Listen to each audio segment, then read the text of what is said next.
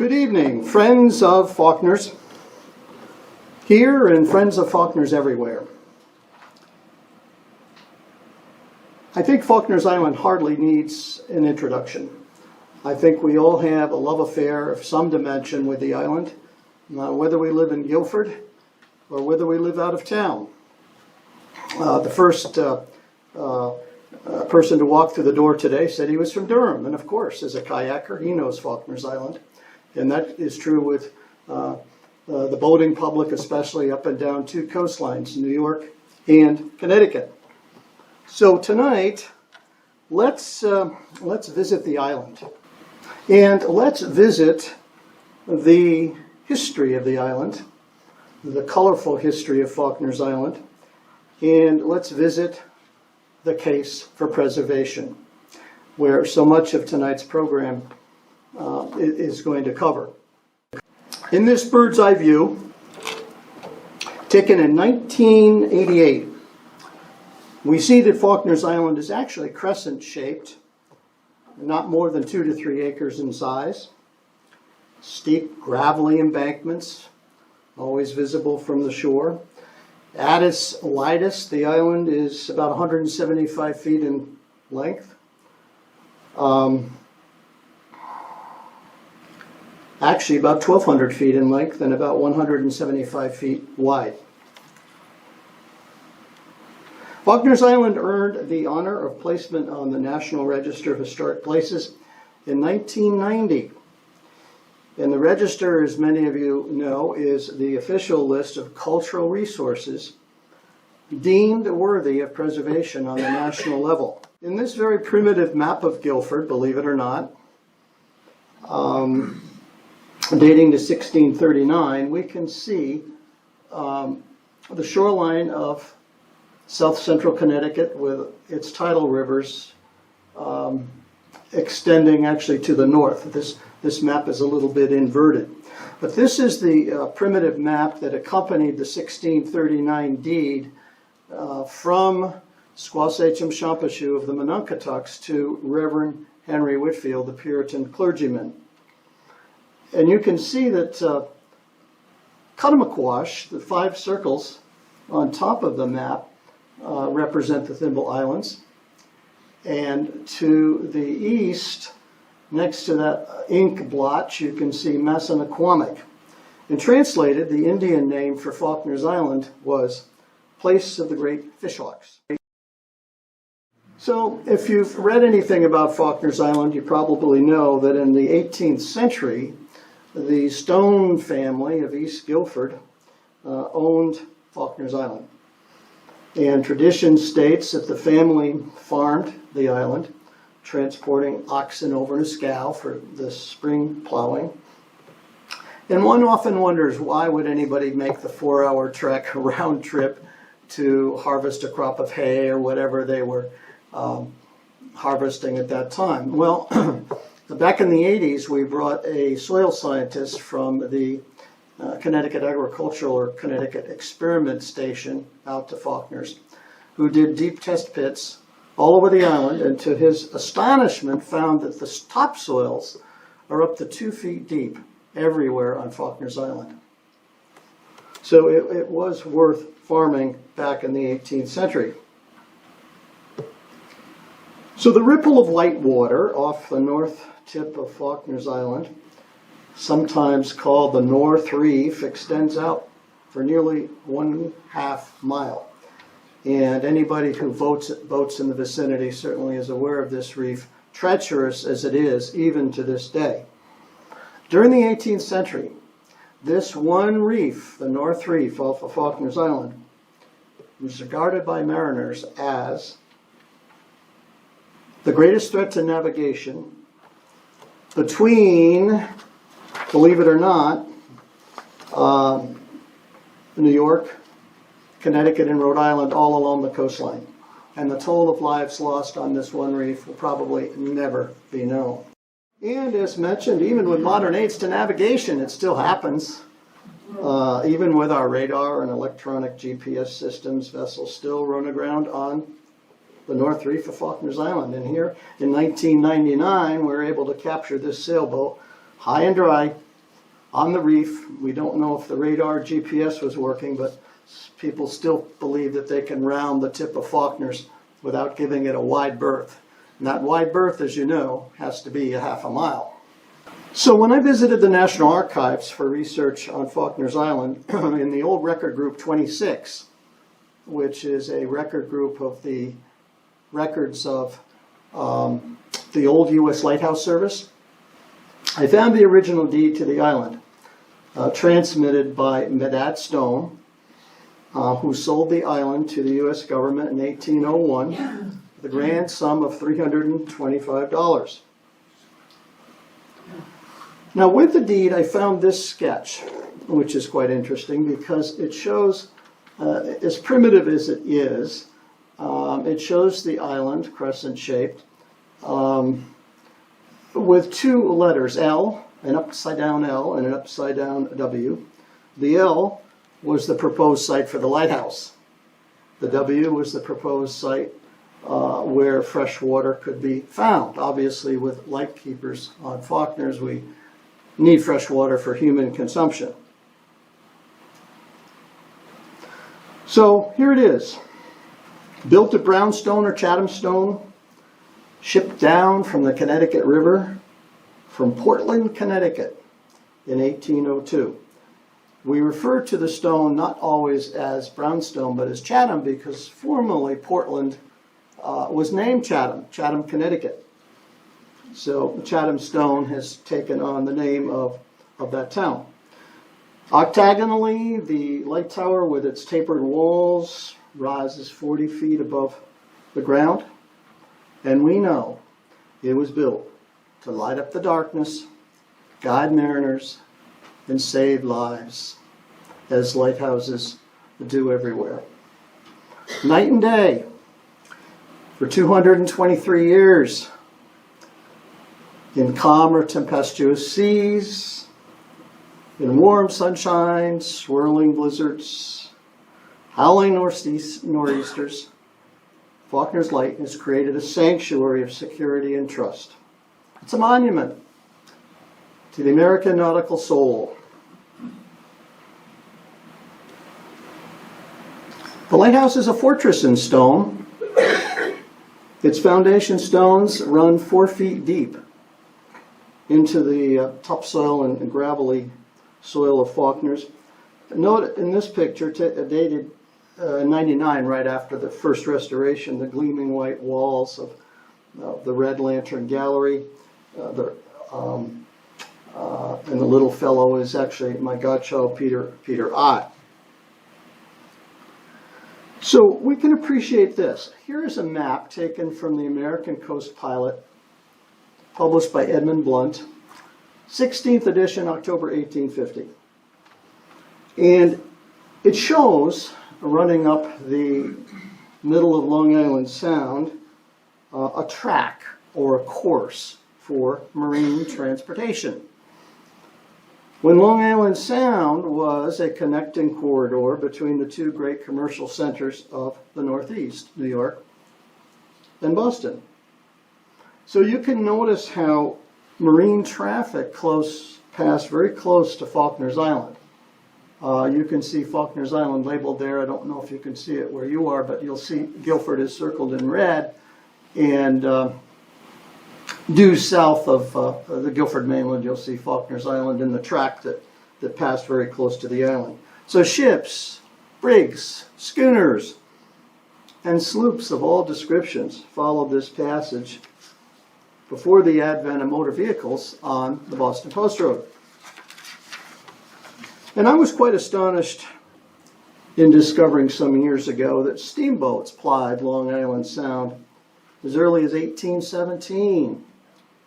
And this steamboat, the Lexington, was put into service in 1835, and it too passed in that marine track that I showed you through Long Island Sound between New York and Boston.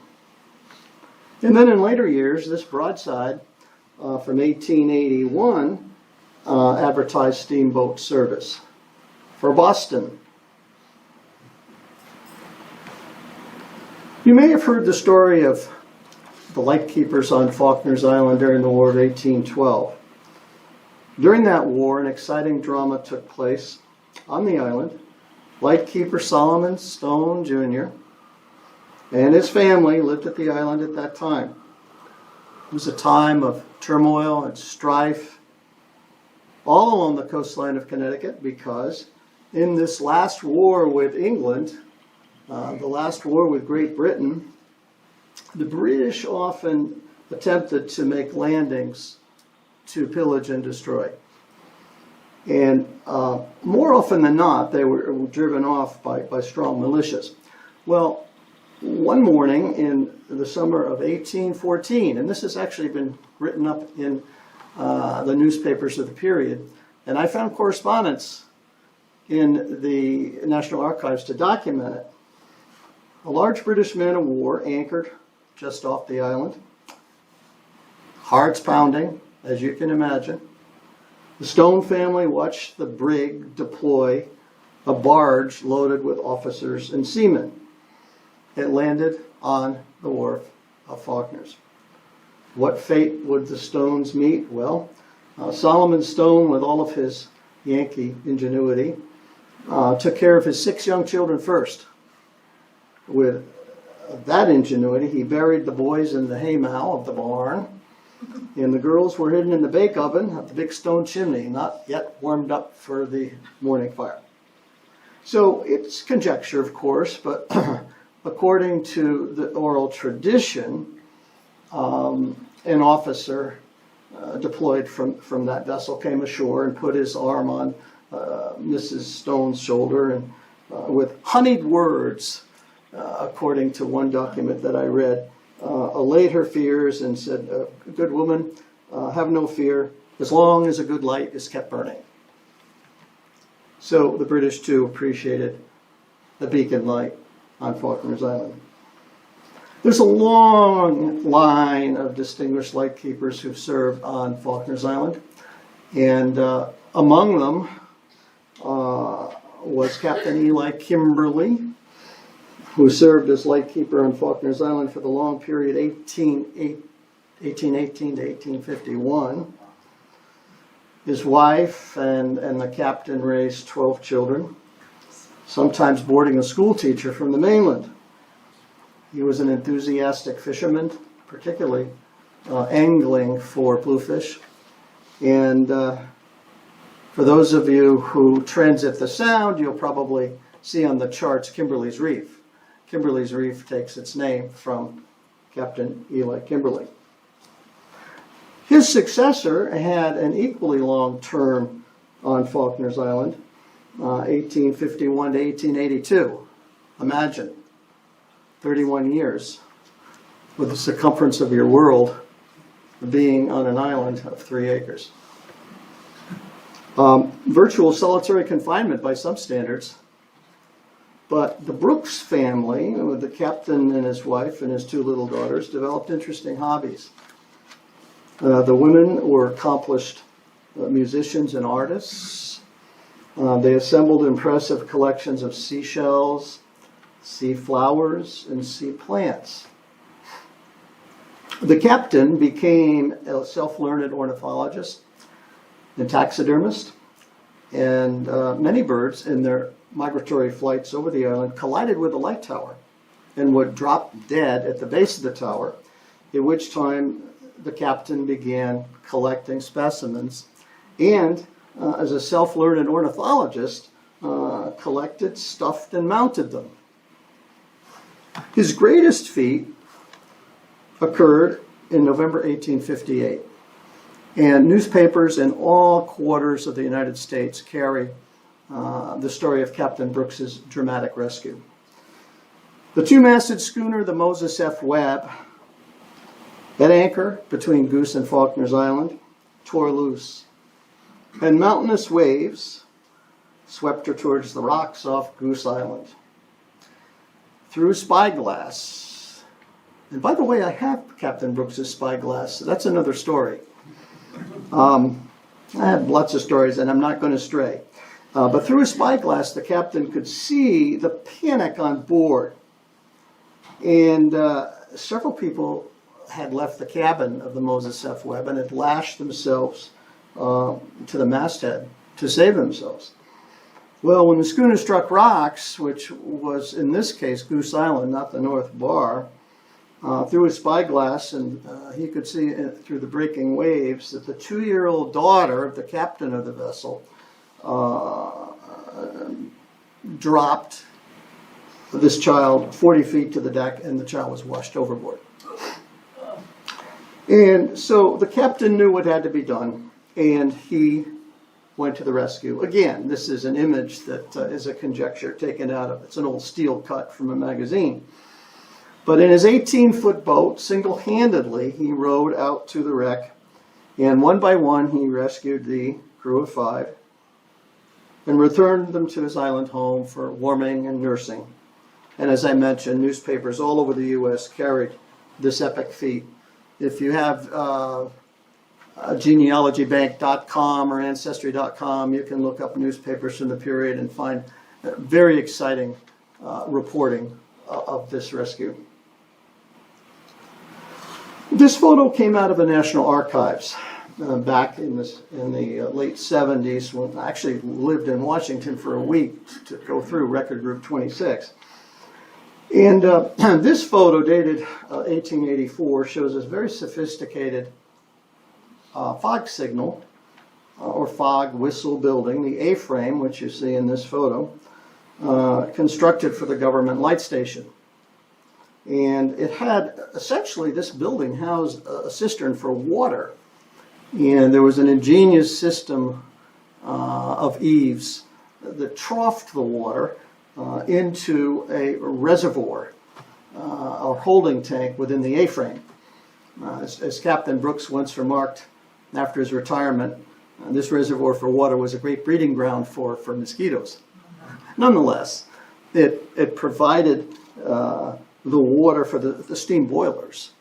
And it was a steam whistle, 2 locomotive whistles. So you can see on the ridge of that A-frame 2 smokestacks for those 2 whistles. Over to the far left, to the left of the lighthouse, you can see another tall structure which housed an automatically struck fog bell, which predates the steam whistle. The U.S. Lighthouse Service authorized an inventor from Brooklyn, New York, to erect this experimental foghorn on the north end of the island in 1899. This glass plate negative was acquired by the Guilford Keeping Society in recent years by the grandson of the photographer. And I think this is the first time it's ever been shown in public, but quite an apparatus, wouldn't you say? The trumpet horn, actually described in the Shoreline Times, operating at the period, was called a megaphone. And it was considered by the Shoreline Times to be the largest megaphone in the world.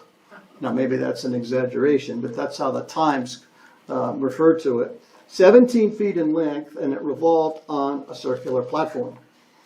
And, of course, compressed air from another boiler supplied the power for this. It was a dismal failure.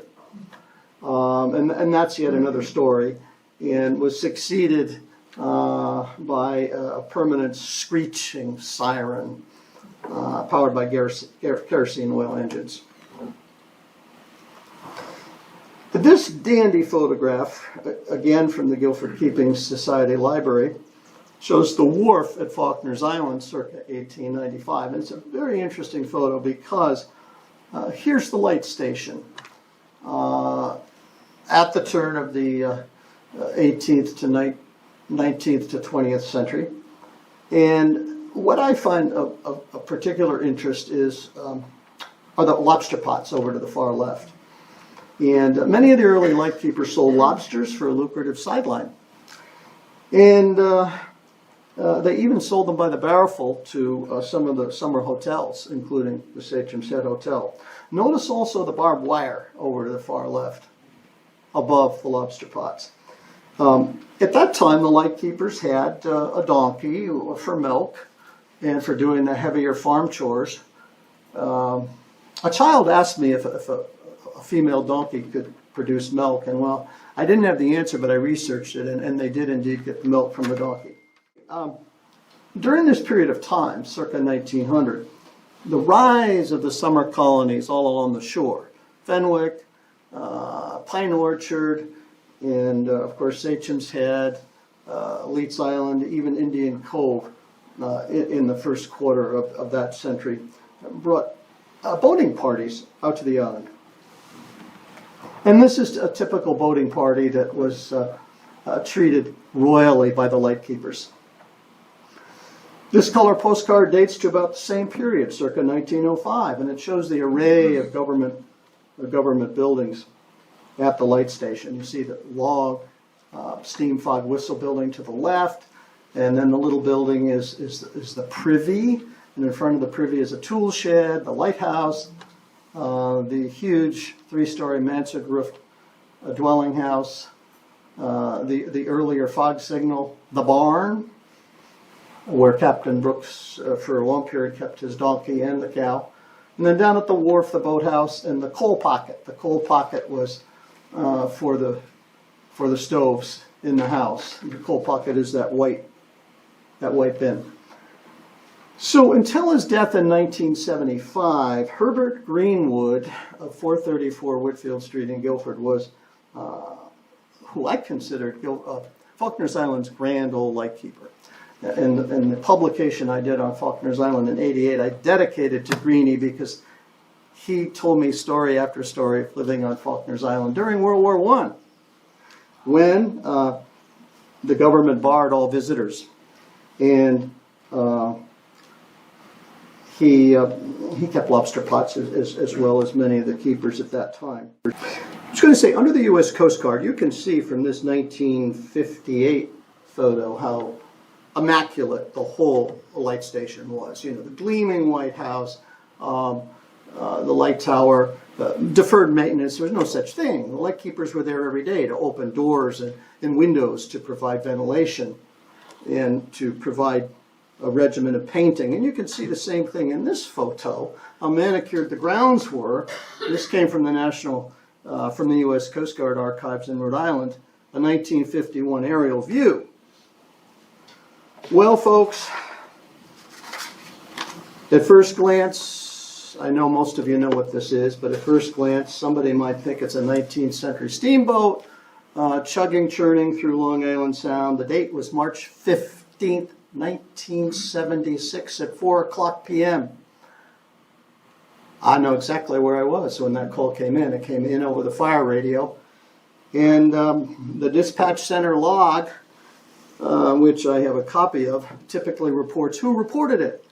And Linda Wolcott, the 911 dispatcher, said everybody reported it.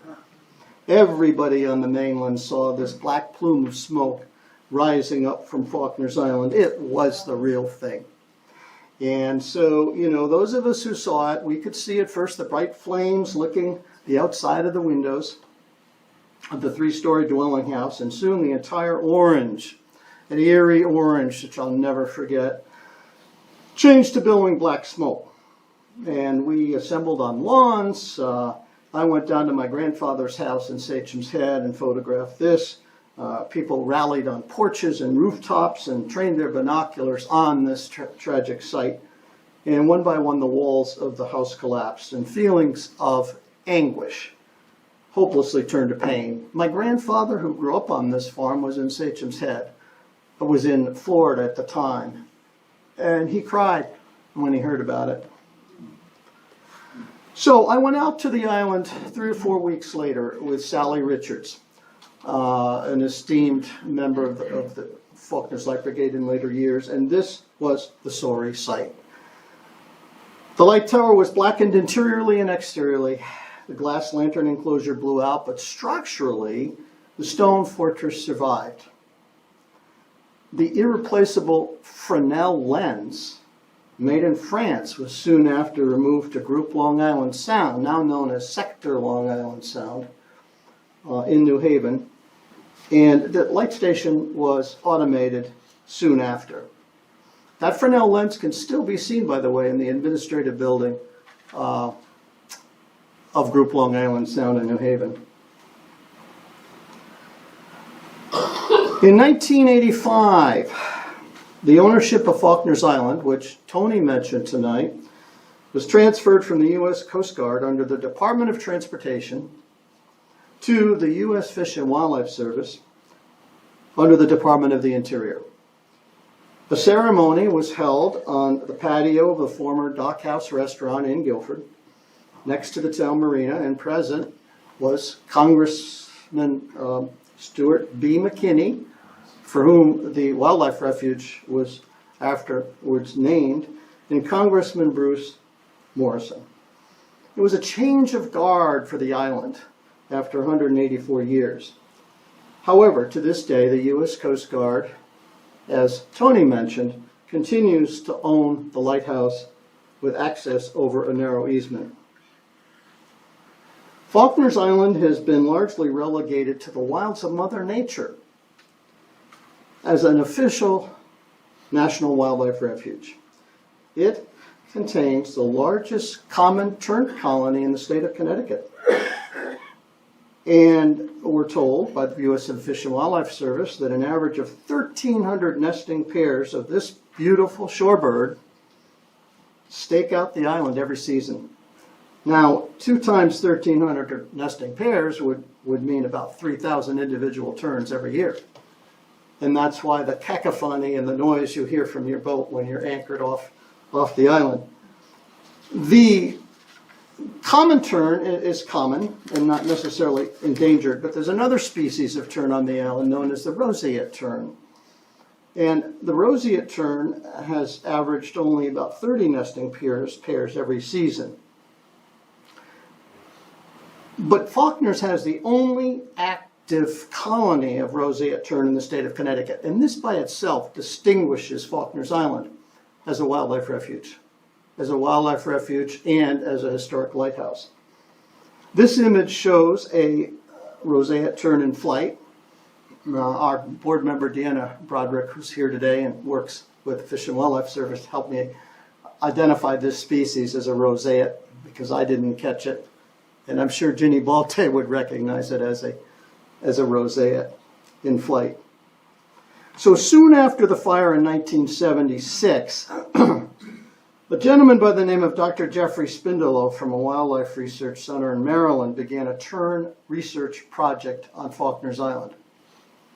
And his objectives were to determine factors affecting tern nest productivity and to determine techniques to increase that productivity. And this project continues to be managed every year by the Stuart B. McKinney National Wildlife Refuge, headquartered in Westbrook. But at the time, in these years of genesis, soon after the fire, these photos date to then under Jeffrey Spindelow, and the assistants for Dr. Spindelow were mostly college students adopting the old government lighthouse generator building for both a dormitory and a research center. This all masonry structure, which survived the fire, serves the tern project to this day. So the objectives of the tern research project, conducted throughout the nesting season of May through August, have remained largely unchanged. The wooden nest boxes and wooden platforms that you see in Deanna's photograph here are strategically arranged along the shore rocks in one area to encourage nesting. And you'll see metal cages around the entrances to some of the boxes to prevent black-crowned night herons from predating on eggs and chicks. Other predators are seagulls and crows. Roseate tern chicks, in this photo by Deanna Broderick, which is kind of epic, isn't it? Looks like it came out of National Geographic or Wildlife magazine. They're banded with a federal metal tag on one leg and a plastic field tag on the other. Okay, now our emphasis is going to change on the intricacies of the Faulkner's Light Brigade's campaign. Erosion. erosion on the eastern embankment of Faulkner's Island was noted as a chronic problem 200 years ago. Time and tide wait for no one. Erosion has diminished the size of the island from about 5 acres to 3 acres during that period. It's not just the undercutting action of the waves, but torrential rainfalls from nor'easters that send water and rain down these rivulets, and the soil just washes down to the base of the embankment. Frost heaves also help that insidious process. It's runaway erosion. And as you can see from this gully with a nearly 90-degree pitch, it approached within 39 feet of the foundation stones of the lighthouse when this photo was taken in 1987. 39 feet. I must say that after the devastating fire and after Faulkner's Island fell out of grace, the Faulkner's Light Brigade formed, and I think it's a story of a dream. And I want to tell you tonight about the story of the dreamers or players in a successful campaign of historic preservation. It's always been a campaign of historic preservation, at first to save the lighthouse, but then eventually to save the island itself. So this campaign continues to be a case for preservation. As I mentioned, after the devastating fire of 1976 at Faulkner's with deferred maintenance, vandalism, and relentless winter storms, a toll was taken on the island. Everybody reveres. And the boating public was concerned, and mainlanders were concerned on 2 coastlines. A small citizens group in Guilford formed and deemed it an emergency. They petitioned the Guilford Preservation Alliance for assistance. The GPA, which remains the frontline preservation group in Guilford, struck an alliance with the new group, which soon named itself the Faulkner's Light Brigade. Under the wing of the Preservation Alliance, the objective of the new Faulkner's Light Brigade in 1991 was to discover the ways and means, if possible, to save the lighthouse. We were pragmatic. We would have abandoned the mission if there was not a practical way to do it. The mission was daring. Daring in the sense that it acknowledged that Faulkner's could not be saved on a geological timeline.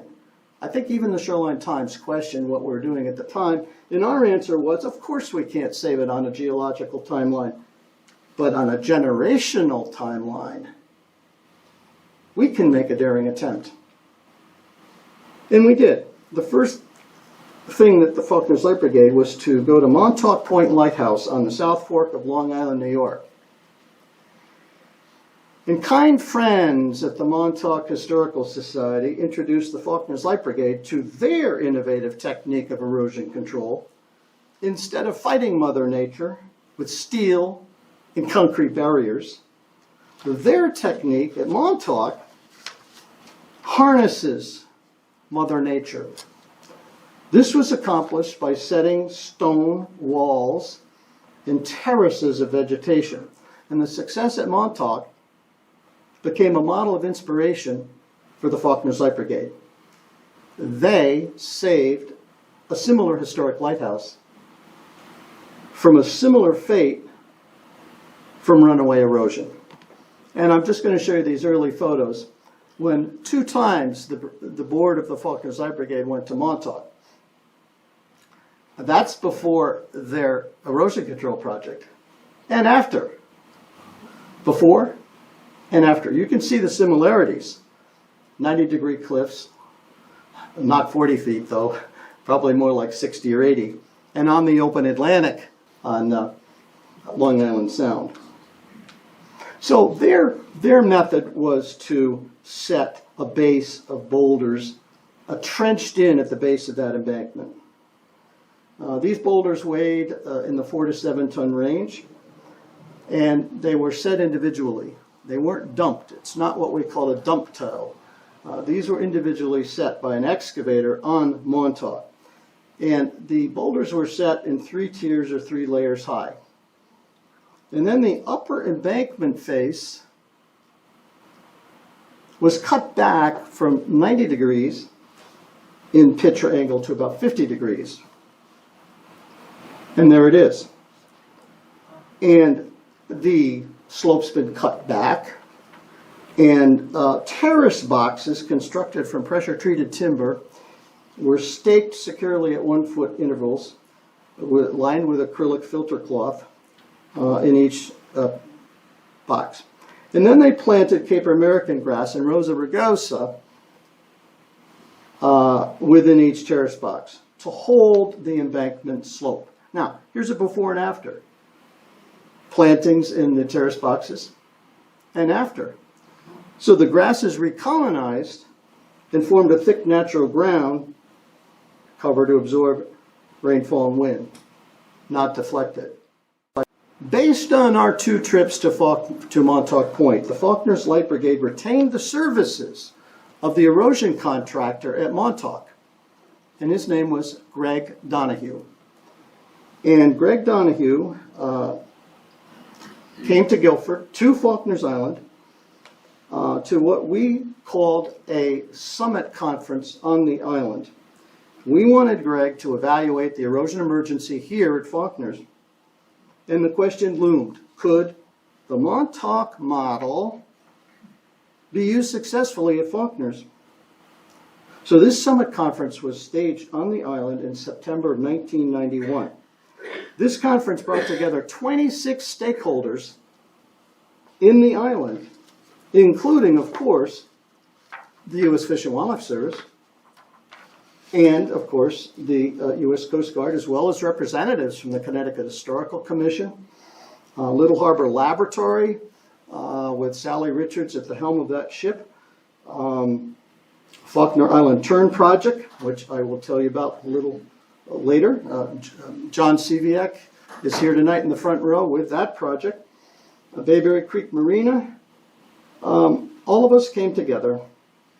And at the end of the day, Donahue concluded that yes, a project of terracing and revegetation, as done on Montauk, could be done at Faulkner's. In fact, he said he was more optimistic because, as mentioned earlier, Faulkner's is fronting on Long Island Sound, an inland body of water, and not on the open Atlantic.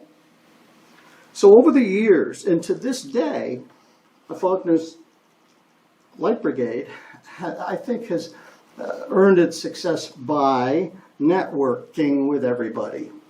Local, state, and federal agencies, both in public and private sectors, to address a master plan of preservation. And this began with Little Harbor Laboratory in Guilford under Sally Richards. And she was an early partner in the brigade, and later was on the board of directors of the brigade, and later was the chairman of the town of Guilford's Lighthouse Restoration Committee. I'm trying to back off on details, but the reason I deliver details tonight is I want you to know that the campaign on Faulkner's Island was not quick and easy. It was intricate, and it was long, and a long slog. And good preservation often means, I don't want to say a good fight, but a long slog. And anyway, so Sally Richards owned Little Harbor Laboratory. And under George Godovin, the former building inspector, who I don't think is here, and John Seviak, who's here in the front row, they established a corps of volunteers to perform a geomorphic study of the island in transition. And sponsored by this lab, George and John produced a detailed topographic map of the island, surveying the entire perimeter of the island. And John has brought some of those maps here tonight. These maps were painstakingly surveyed and mapped in detail. They addressed failure points in the east embankment abreast of the lighthouse. They were able to prove that within 15 or 20 years, the The angle of repose, which comes out 45 degrees from the foundation stones of the lighthouse, would be breached. And when you cross the angle of repose at a 45-degree angle from the base of the lighthouse, you have a failure. This was all compelling evidence. The topo map is 20 scale. I guess that means 1 inch equals 20 feet. And was actually used by the U.S. Army Corps of Engineers in later years and gave great credibility to the brigade's campaign. So the brigade started holding open houses, open islands on Faulkner's Island, and co-sponsored by the Fish and Wildlife Service and the U.S. Coast Guard. Media attention grew. We had media attention from all over because the media loves Faulkner's Island, and they love the novelty of the campaign. And we developed the logo contest, and that circular logo was developed from a contest in the Guilford Middle School and the high school. And the local pro bono graphic designer was Suzanne Krieger. We had a mystery donor who gave quite a bit of funds to start a membership campaign. And everybody got involved. School children collecting coins in the lobbies of our elementary schools. And the migratory bird stamp was issued by the Department of Environmental Protection with Faulkner's Island in the background and a canvas back duck in the foreground. And the Guilford Chamber of Commerce came on board, swung into action. And we had notes and letters from all over the place. And one of the letters we covered in the file is from Katharine Hepburn. Now, you all know Katharine Hepburn lived at Fenwick, and she considered the lighthouse at Fenwick her lighthouse. And we did get a donation from her, and she wrote a short note stating that all lighthouses ought to be preserved. And we had lots of letters. A senior citizen from Milford, Ruth Rivet, about 90 years of age, pledged $5 every month for the rest of her life. Beautiful. And another gentleman, Elliot Wilcox, who was later on our board, wrote, quote, "For mariners transiting the Sound, Faulkner's is the visible, non-ambiguous waypoint that can be relied upon." We had a spring lecture series that brought in popular speakers and entertainers such as David Sibley, the acclaimed gifted painter, I would call him, of birds, who illustrated the Birder's Bible, titled The Sibley Guide to Birds. We had David as our guest in the Green Community Center with 250 people present and standing room only within a year of his book being published. Now it's the story of the Connecticut congressional delegation. It started with Senator Christopher Dodd. We knew that Senator Dodd was a sailor, a blue water sailor. He loved sailing. And quite frankly, it was on a lark that we invited him to the Green Community Center to meet with the Faulkner's Light Brigade. That was in '93. We told him about the plight of the island. The senator almost surprised us. He issued the lasting charge to the Faulkner's Light Brigade that the charge would be that more partnerships must be forged before the U.S. government could become involved.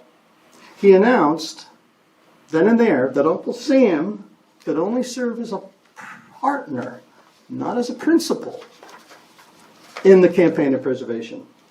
So at last there was a glimmer of hope that federal money could be obtained. So what to do next? Partnerships, partnerships, partnerships, partnerships, partnerships everywhere. The first partnership was with the Connecticut Trust for Historic Preservation, now named the Preservation Connecticut. They counseled us. Laura Clark, their executive director, came out to Guilford. She suggested that the brigade pursue a match grant from the Connecticut Department of Transportation, DOT, for lighthouse restoration. This grant, identified as ICE-T, Intermodal Surface Transportation Act. Well, why would we pursue a transportation act Somebody on the brigade said we're going to use the motif of marine transportation. It sounds fetched, but it worked. We did get a $250,000 grant, which Tony mentioned earlier, from Ice-T funds, but we had to match it. But then the intricacies come in. The Faulkner's Light Brigade could not be the recipient of these funds, even though we're headed for 501c3. We needed a municipality to apply. So we approached the town of Guilford. And fortunately, the selectmen were on board. And they would serve as a conduit for the administration of the funds at no cost to taxpayers. However, the town would be required to come up with $25,000 in engineering services. The brigade would be required to raise the other match portion of $25,000 in cash. And yes, the selectmen liked the idea. And so at open house events, such as on Faulkner's Island, we had interviews with two of the selectmen at that time, Selectwoman Pat Widlitz, later state rep, and Selectman Ed Lynch. And yes, we had to have a public hearing to approve the town of Guilford's involvement in being named as the applicant for these funds. We had a crowded public hearing in September '93. Citizens applauded the efforts to pursue funds with the town of Guilford acting as applicant sponsor partner. And that's when the town of Guilford Lighthouse Restoration Committee was formed. Not the Faulkner's Light Brigade, the town's Lighthouse Restoration Committee, but we had a representative to the town's Lighthouse Restoration Committee from the brigade. Sally Richards, its remarkable chair, and we had other talented members of that committee. One of the finest committees I've ever served on, with the town building inspector, the town treasurer, the administrative assistant to the first selectman, a Yale professor of structural engineering, two local architects who provided both pro bono services. So then another intricacy. Before we could apply Ice-T funds, or even apply for Ice-T funds, we couldn't restore a lighthouse that belonged to somebody else. So we had to work out an agreement through town council for the town of Guilford to enter into a license agreement with the U.S. Coast Guard to restore their lighthouse. We were restoring a lighthouse that we did not own. And that took 6 or 8 months. Judith Ravel, the town council at the time, worked all that out. And that was worked out with the real estate division of the Coast Guard Civil Engineering Unit in Providence, Rhode Island. Again, I think we're giving you details so that you can appreciate the intricacies of this campaign. This campaign is not quick and it's not easy. There's stumbling blocks all along the way. But we were successful. The town won $250,000 for those funds to restore the lighthouse from DOT. And we advertised, the town advertised for a lighthouse architect. And that's when we found Walter Sedovic, who came out to Guilford recently and had lunch with Tony and myself.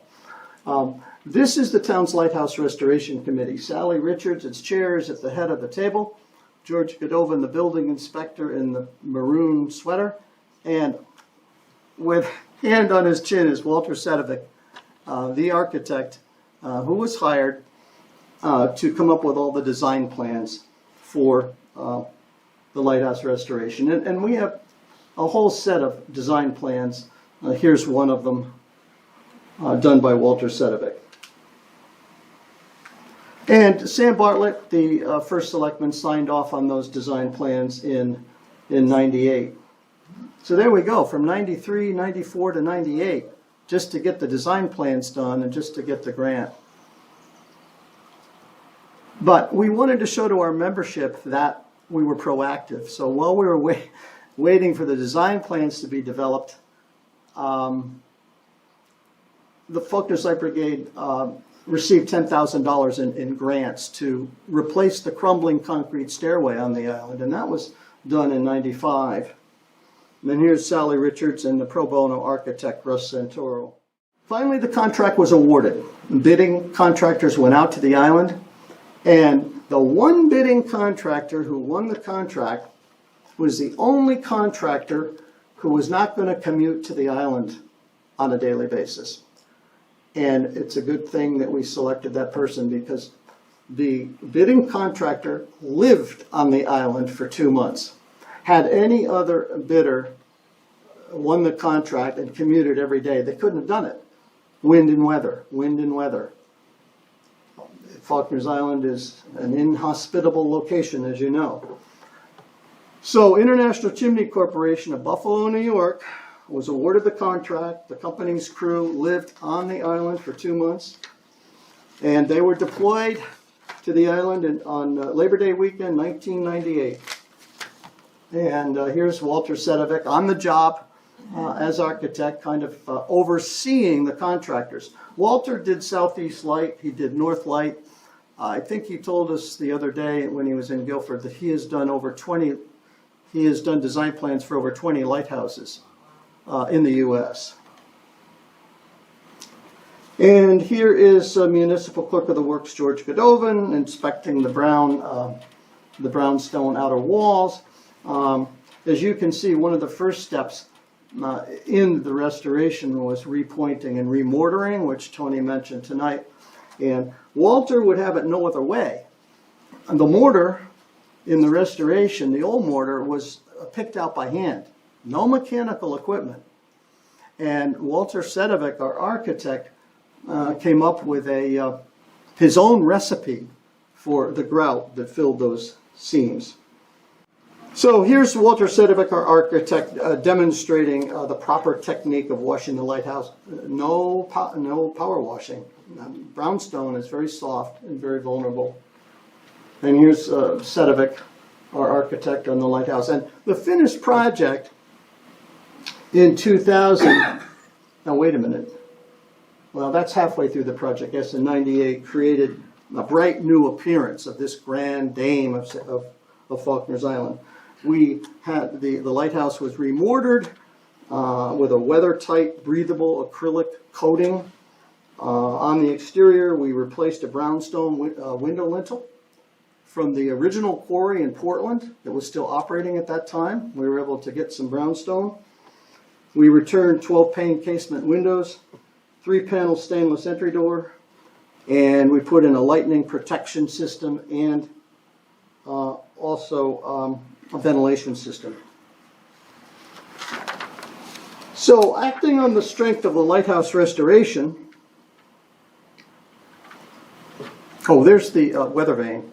That's another story. That was taken by vandals after the fire, and we negotiated with vandals for the return of the weather vane. That's another story. But you can see that the weather vane is the crowning glory on the lighthouse. The next member of the congressional delegation to move this project underway was clearly U.S. Senator Joseph Lieberman. He hosted a meeting in Guilford with U.S. House of Representative Rosa DeLauro, the third member of the delegation who helped us tremendously, and she's coming up next. But Senator Lieberman lined up commitments from various agencies and subsequently drafted proposed language for a line item in the Water Resources Development Act, which Tony mentioned tonight. That act was dated 1996, and this was a bill in the halls of U.S. Congress pending, and that was a lobby that lasted several years. Yes, Dodd and Lieberman came out to the island, as did Rosa. On this particular trip, you can see Dodd and Lieberman,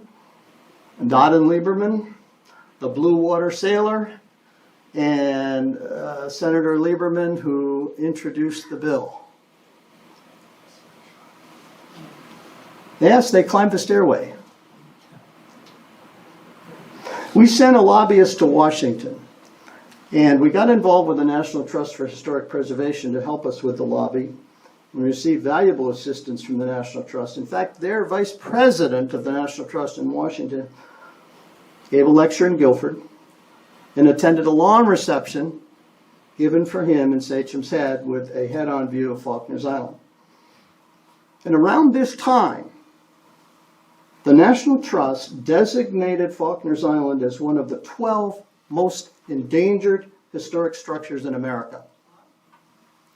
That helped clinch the award bill in Congress for $4.5 million.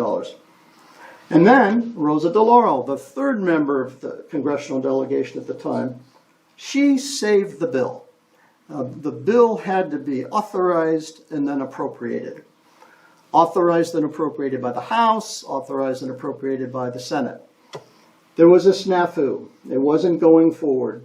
It wasn't going to be authorized. It wasn't going to be appropriated by the Senate. So I believe the terminology was she brought it into a conference level and there was a compromise. And that was because of Rosa DeLauro. The Army Corps of Engineers, after the bill was signed by President Clinton, the Army Corps of Engineers was assigned the project, the New England office. The design plan called for a stone revetment at the base of the embankment, just like at Montauk, and 20 feet high with igneous basalt trap rock, just like at Montauk. And the design plan called for 1,500 linear feet of protection along the east embankment of the island, to be done in 2 phases, as was mentioned by Tony. We've only done the first phase. The first phase wraps the north end and comes down to a point just below the lighthouse. But here's some interesting photos you've probably not seen before. The Army Corps subcontracted the project out to Zenone Incorporation, a heavy civil construction outfit in Massachusetts. They mobilized in September 2000, but first they had to have a landing wharf. So they staked 2 barges in a T fashion at right angles. You can see the 2 barges connected to the island with a wharf or a ramp. And that's how they would land all the heavy equipment. A Cat 350 excavator on Faulkner's Island, 3 10-wheel dump trucks, 1 6-wheel dump truck, a bulldozer, a fuel truck, and a front-end loader. And they had to create a temporary road down the east embankment to deliver and place boulders for the revetment. So after the completion, that's what we have.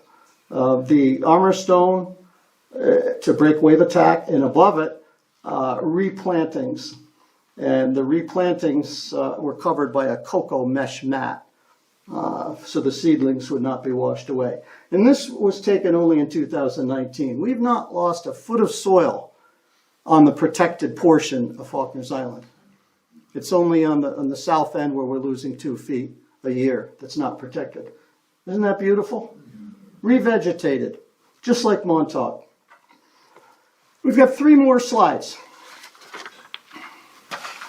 Does anybody recognize this schooner? It's called the Maya.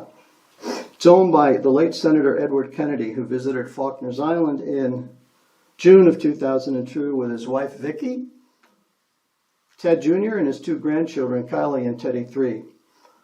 His sailing friend, Senator Dodd, encouraged him to visit the island. This is another whole story for another day.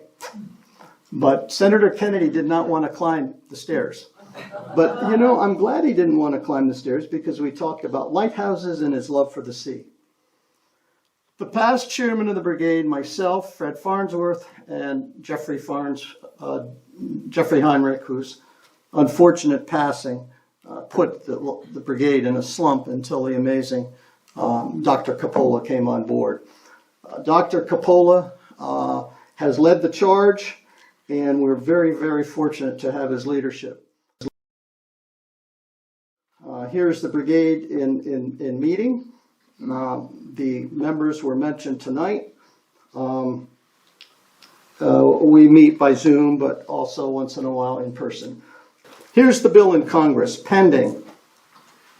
In the House of Representatives only. It still has to go through the Senate. It's H of House of Representatives 8812. I want you to see this. Section 317 of the revised 1996 bill is amended by striking $4.5 million and inserting $8 million. Might take a few years, folks, but I think we'll get there. So in concluding this program, we invite you to join the membership of the Faulkner's Light Brigade. We need parties. We need to galvanize the forces. We need partners. And it was developing partnerships that made this all possible. Don't let the light go out. Thank you. Great.